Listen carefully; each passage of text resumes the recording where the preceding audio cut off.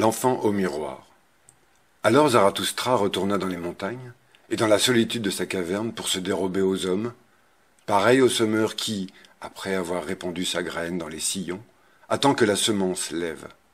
Mais son âme s'emplit d'impatience et du désir de ceux qu'il aimait, car il avait encore beaucoup de choses à leur donner.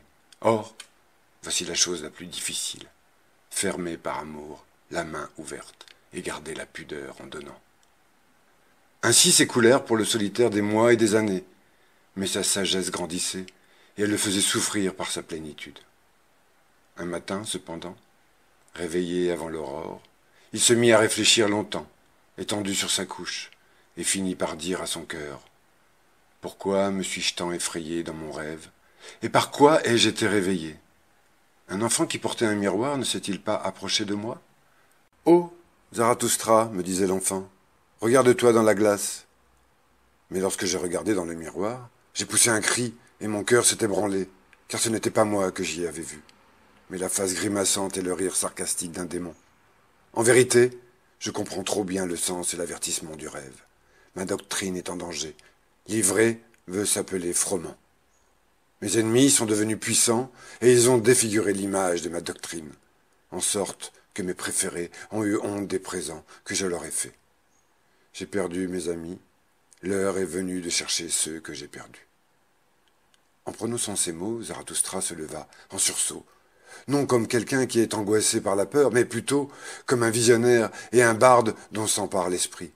Étonné, son aigle et son serpent regardèrent de son côté, car, semblable à l'aurore, un bonheur prochain reposait sur son visage. « Que m'est-il donc arrivé, ô mes animaux ?» dit Zarathustra. « Ne suis-je pas transformé?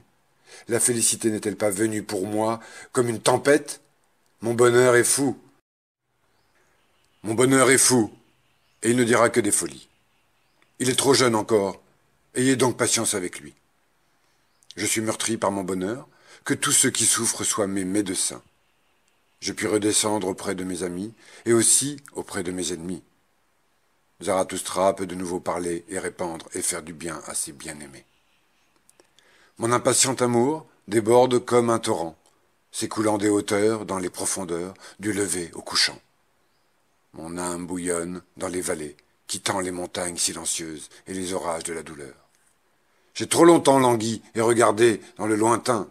Trop longtemps, la solitude m'a possédé. Ainsi, j'ai désappris le silence. Je suis devenu tout entier, tel une bouche et tel le mugissement d'une rivière qui jaillit des hauts rochers. Je veux précipiter mes paroles dans les vallées.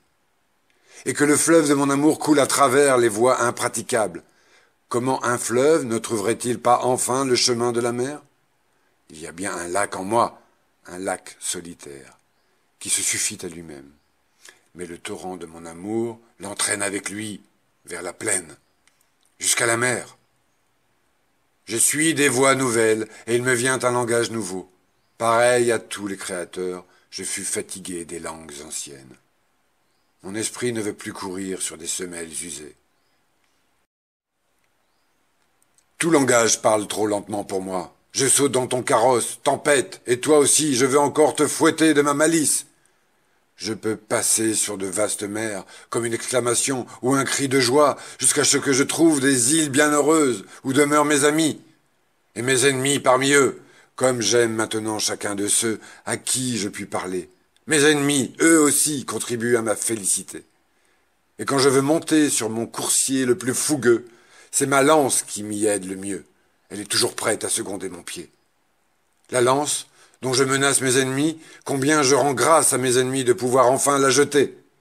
Trop grande était l'impatience de mon nuage. Parmi les rires des éclairs, je veux lancer dans les profondeurs des frissons de grêle. Formidable se soulèvera ma poitrine, formidable, elle soufflera sa tempête sur les montagnes, c'est ainsi qu'elle sera soulagée. En vérité, mon bonheur et ma liberté s'élancent pareil à une tempête. Mais je veux que mes ennemis se figurent que c'est l'esprit du mal qui fait rage au-dessus de leur tête.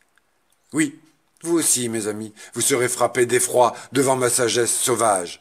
Et peut-être fuirez-vous devant elle tout comme mes ennemis. Hélas, Que ne sais-je vous rappeler, avec des flûtes de berger, que ma lionne sagesse apprenne à rugir avec tendresse. Nous avons appris tant de choses ensemble.